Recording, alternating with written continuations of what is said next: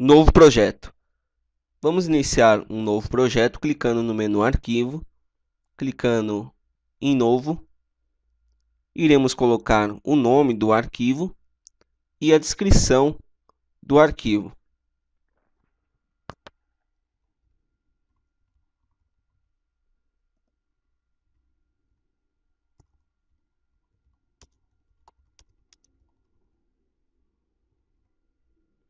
Lembrando que o nome do arquivo é o nome da obra, que vai ficar com a extensão ED3. É o arquivo que vai ser salvo na pasta CIP Engenheiros Projetos Novo Metálicas 3D. Isso se encontra no disco C, na pasta local de instalação do software. Então aqui a gente coloca o nome dessa estrutura, o nome desse projeto, tá? E aqui a descrição, uma descrição para você poder definir melhor esse projeto e poder identificá-lo, né, futuramente também, quando for abrir esse projeto novamente. Após clicar em aceitar, iremos acessar a tela de nova obra. Na tela de nova obra, nós iremos visualizar o menu do lado esquerdo, onde encontraremos aí o menu de normas, onde iremos definir as normas a serem utilizadas, né? Aqui no caso concreto, para a nossa fundação, nós temos que definir a norma de concreto, as normas de aço dobrado, laminado, madeira e alumínio. Também a opção com sismo dinâmico, que aí no caso vai ser utilizada para cálculo em outros países, né? Não temos uma norma brasileira da ação sísmica, então você pode somente visualizar aqui, fazer um estudo dessas considerações, mas não utilizamos no Brasil esse caso do sismo dinâmico, né? Clicando em seguinte, a opção de estados limites, onde iremos definir aí ou visualizar as considerações de cálculo para estados limites, ELU e ELS. Então aqui nós podemos visualizar todas as combinações de cálculo a serem utilizadas e fazer possíveis alterações também. Então sempre os coeficientes desfavoráveis, favoráveis, em todas as situações de cálculo nós podemos visualizar em todas as normas também.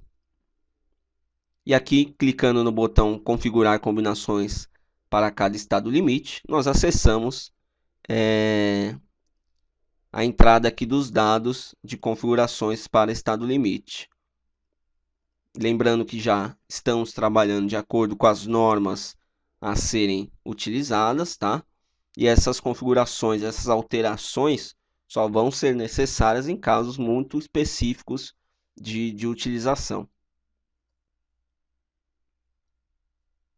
Clicando novamente no botão seguinte, nós vamos para as hipóteses adicionais, categoria de uso e ações automáticas e adicionais de cargas, né? Cargas permanentes, sobrecarga, cargas de vento e outras cargas também da estrutura.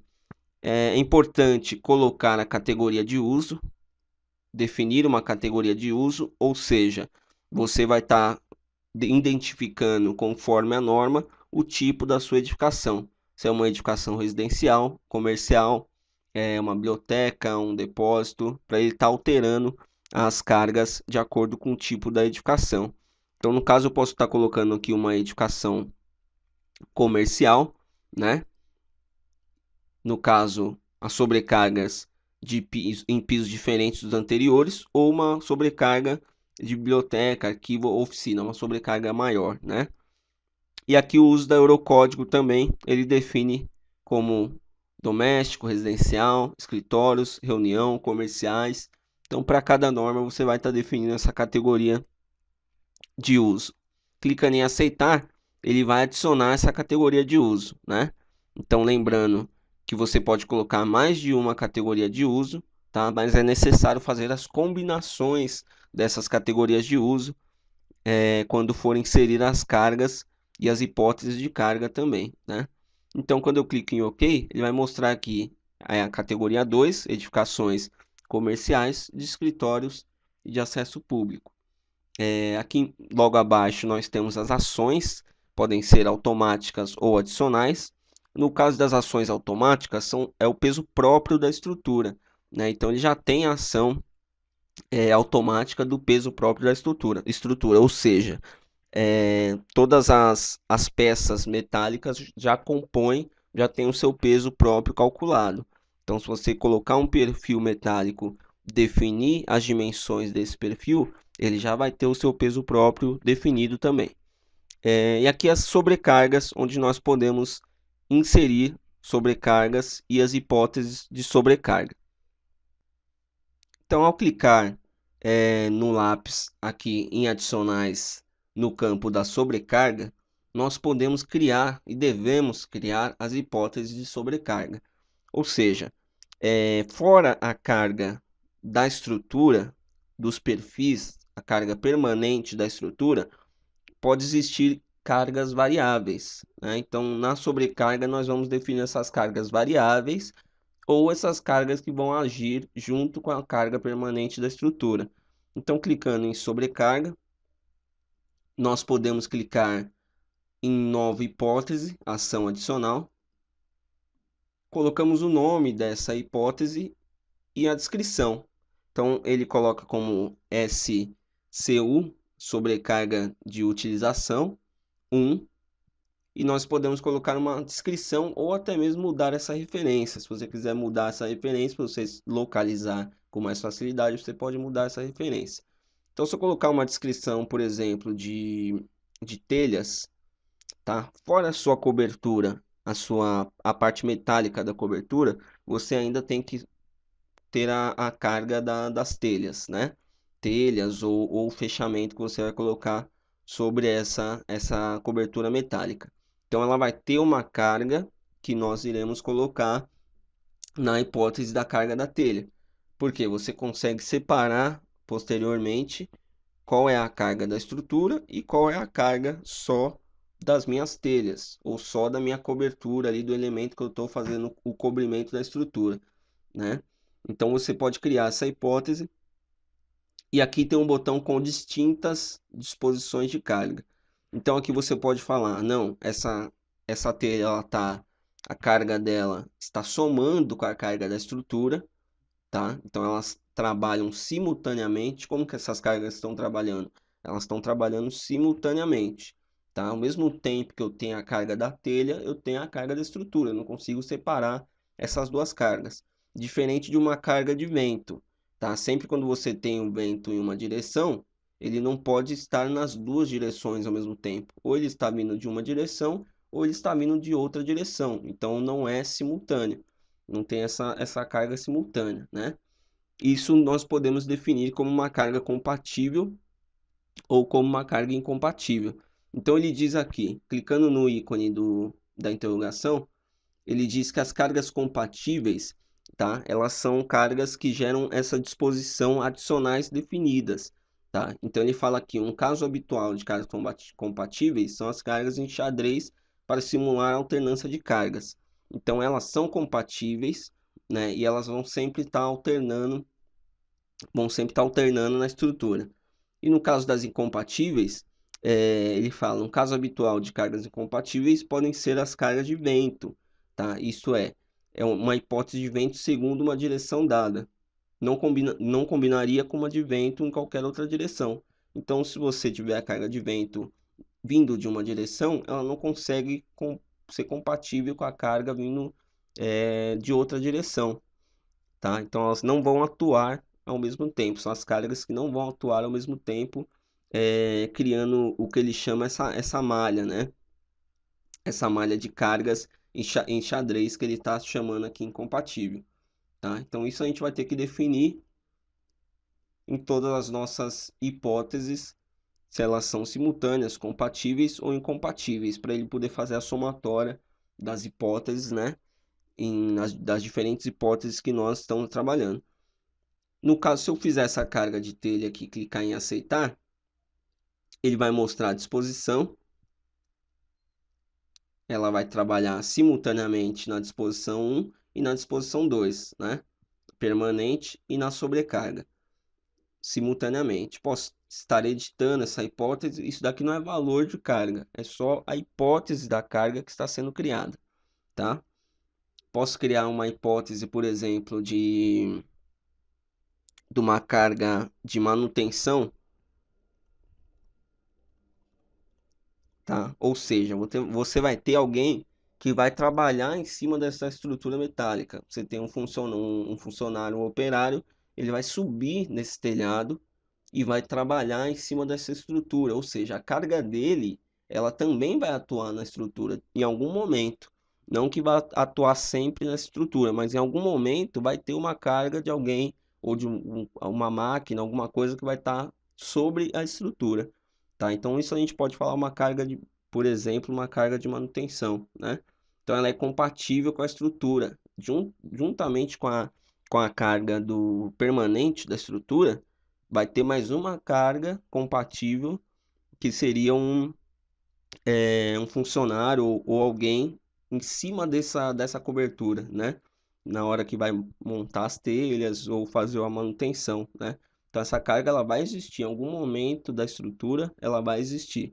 Então, posso estar colocando compatível com o elemento 1 e o elemento 2, né? Essas cargas também compatíveis, tá?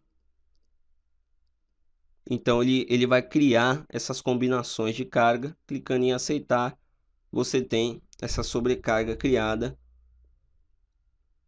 na nossas cargas adicionais, né? É importante também criar as sobrecargas de vento, as hipóteses de vento, colocando as direções do vento. A gente tem a sobrepressão e a sucção.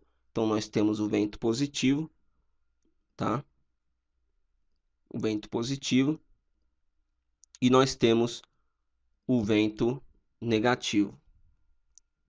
Isso nas duas direções, né? Então, posso estar chamando de X e de Y positivo e Y negativo.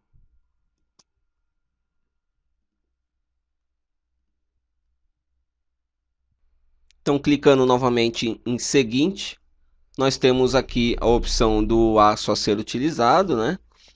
A resistência do nosso aço a ser utilizado, está usando um A36, 250 MPa, e o aço dobrado, o A36 também.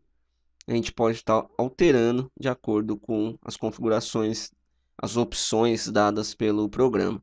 Clicando em seguinte, as opções de madeira, se você for fazer uma estrutura de madeira, né, também tem essa possibilidade. O tipo de material que você está utilizando, tem um tipo serrado, laminado, compensada, tá? O tipo da madeira que você está utilizando, a classe de umidade também que você está utilizando e a verificação da resistência ao fogo a essa estrutura também.